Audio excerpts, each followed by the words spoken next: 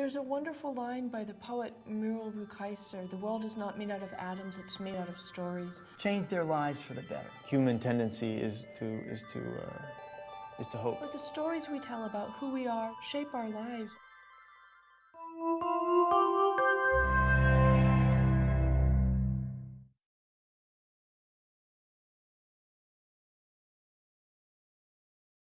Hi, I'm Rebecca Solnit, here to talk about A Paradise Built in Hell, the extraordinary communities that arise in disasters.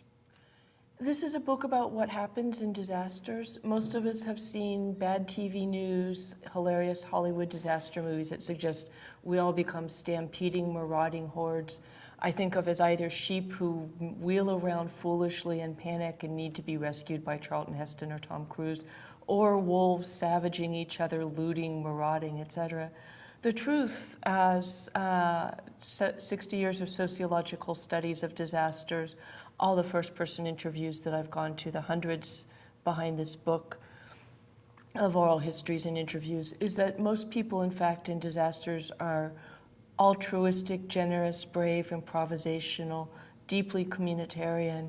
And not only do they behave really well, but they sometimes find in disaster, even though it's terrible, even though there's been loss of life and everything's been disrupted, they find a sense of community and purpose and agency that's so profound that they also find a great joy in disaster. And that upends not only everything we think about what happens in disasters, but most of what we think about human nature, about who we really are and what's possible for us collectively as a society.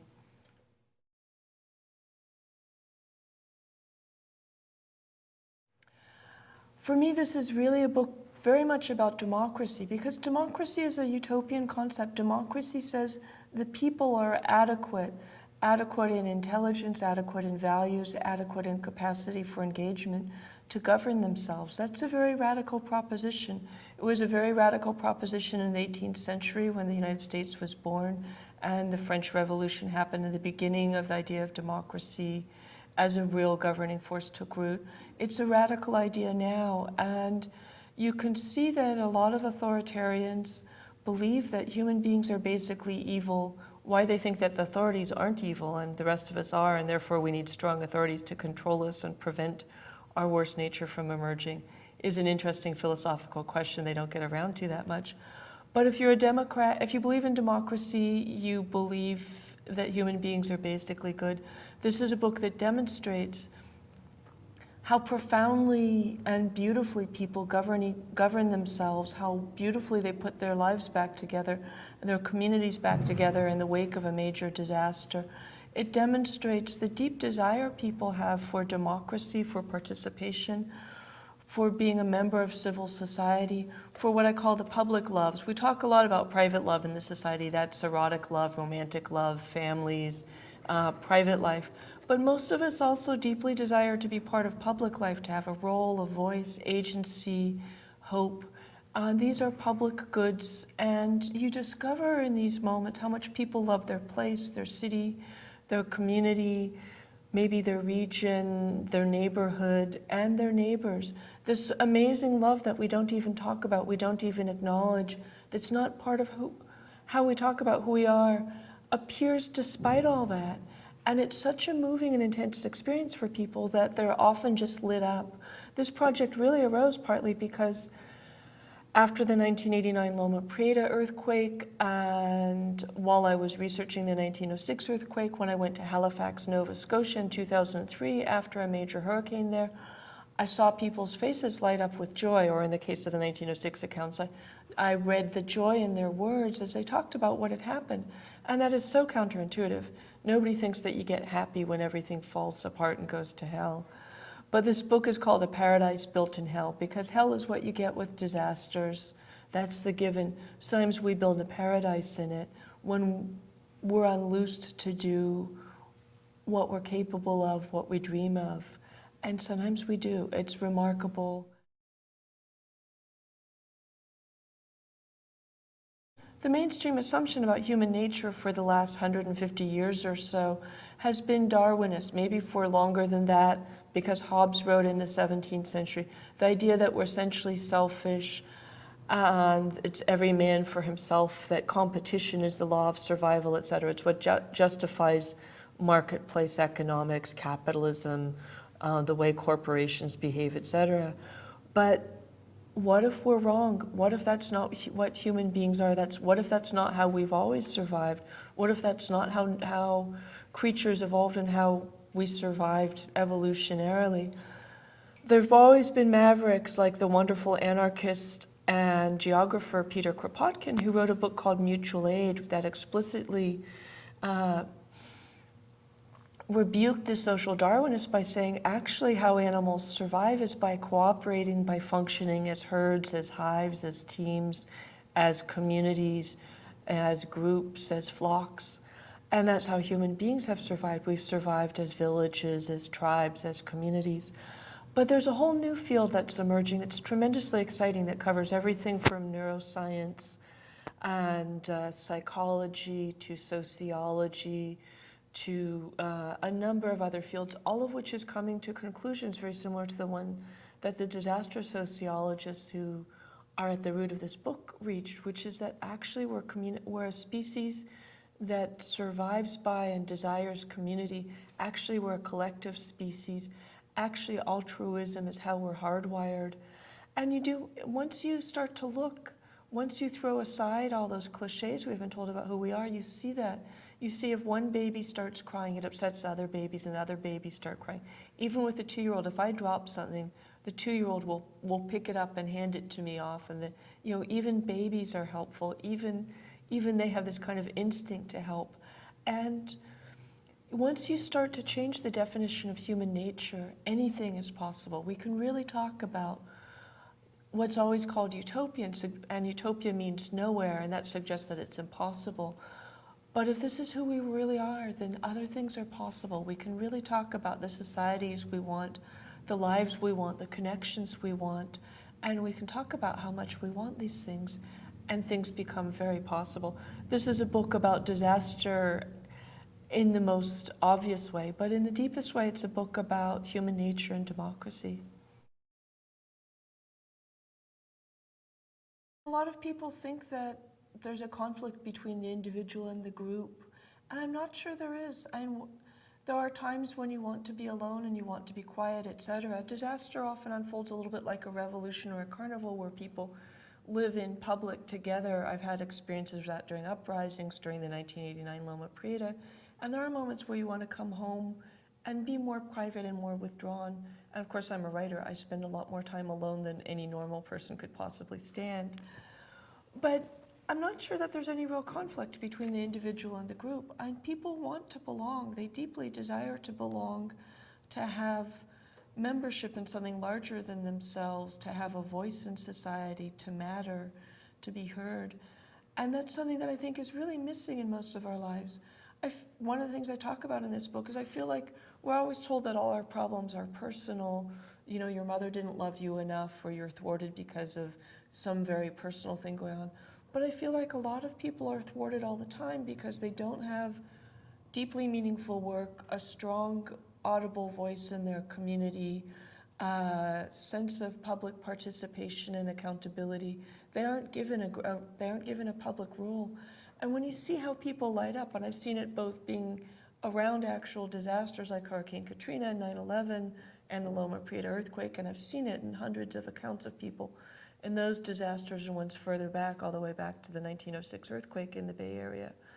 You see how deeply people desire this, that it's not the individual versus the community, but the individual only reaches his or her fullest flowering as a member of the community. That we not only have this public love, which is this love I talked about, this kind of altruistic love for place and community, for a city or a neighborhood, for the process that's democracy and participation, but we love being that person who has a role, who has agency. I wrote this book a few years ago. I'm now talking during the year of Occupy Wall Street, and that's been the most pervasive expression I've ever seen of people trying to form a society from the ground up where everyone has a voice, where everyone matters.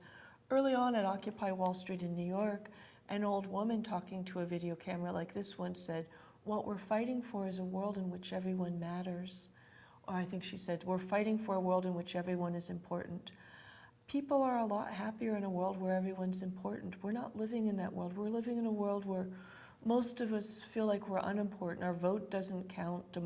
Our government is ruled more by corporations and money and the 1% than by most of us. You can see those influences clearly. Most people have jobs and lives in which they don't have a big public role. They don't have a lot of agency. They don't feel heard. You know, that their lives are so reduced. All they have is the personal. And the personal is great, but you need more than that. And disasters are terrible, but they're a moment when people get more than that often. And that is so wonderful that even though a disaster is terrible, people often have this deeply meaningful experience. For a lot of them, it's fleeting. It's like as though they've woken up from a deep sleep and then they fall back asleep again. They don't know how to make something out of it. They don't believe that life could be like this all the time. But other people do believe that. In Mexico City, after the 1985 earthquake, in the economic disaster that hit Argentina in 2001, maybe in the disaster that the collapse of the American economy has just undergone, people seize on those moments of opening. They stay awake, they keep them open, and then remarkable things become possible.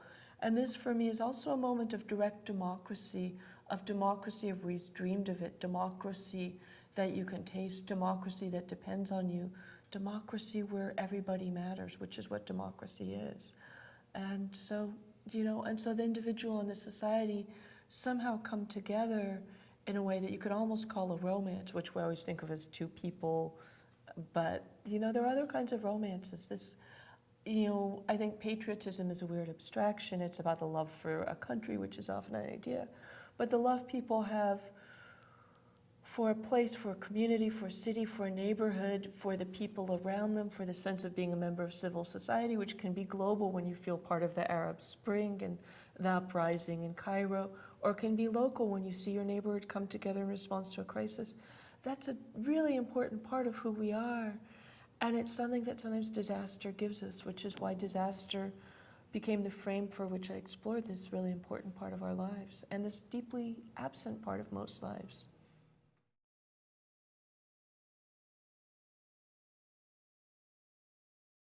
One of the things that was really interesting for me in writing this book is seeing how much the moment of disaster can be like the moment of carnival, something I got to know a lot about in my 14 trips to New Orleans after Hurricane Katrina. And the moment of revolution, all of them are moments where people come out of private, they come together, the old rules fall apart. There's a tremendous sense of fraternity, or you could call it sorority, since fraternity is male, the sense that, all men are brothers, all people are connected, and anything is possible. That can be really scary in the sense that all the rules have fallen apart, the institutions no longer exist, and we're going to have to improvise our way out of this crisis. But it can also be tremendously liberating, because it's like we're making the society ourselves. And so the Occupy movement, like the Egyptian uprisings and uprisings in the Middle East, are first of all a reaction to a lack of democracy that's partly economic. There's a lot of hunger, a lot of poverty, a lot of lack of decent futures for the young in the Middle East that was behind the uprisings, as in the United States, where almost 50% of Americans are now living in poverty. People are graduating with huge amounts of debt from college and finding there's not a lot of jobs and careers out there. And so there's a real despair about, despair is really when you give up, but there's a real sense that the status quo, things as they are offering us nothing, or stealing from us, are making our lives worse. These moments when things crack open or fall apart are moments when maybe we can make something better. The Occupy movement is very much like the uprisings in Egypt, Tunisia, etc., in that it's a reaction against corruption, it's a reaction against the consolidation of power by the few and the lack of power of the many, against the ridiculousness of the economy we're in, where you have people worth billions of dollars doing obscene things to cut wages or welfare, or raise tuition, or somehow make lives harder for other people so they can have more of what they already have too much of. you know, the system is obscene and this is a reaction against it. And it's not just obscene in some kind of abstract ideological way. It's obscene because children are hungry, because the young have no future, because the old are scared, because the healthcare systems aren't working, because we know that this is, the United States is a rich society, this is a rich planet. There is enough for everyone. Things could be really different. And one of the things that happens in a disaster is that the status quo collapses, and often there's a great equalizing. We're all in this together. Nobody has a home. It doesn't matter if you're a lawyer or an unemployed mom, or you're black or white. Often in the moment of disaster, you're just a person on a rooftop, or a person with a boat, or a person helping the community kitchen feed everybody in the neighborhood. And, so all these things come out of a similar desire to connect, a desire for the world to be reborn in some way, and a desire to have agency and a meaningful role.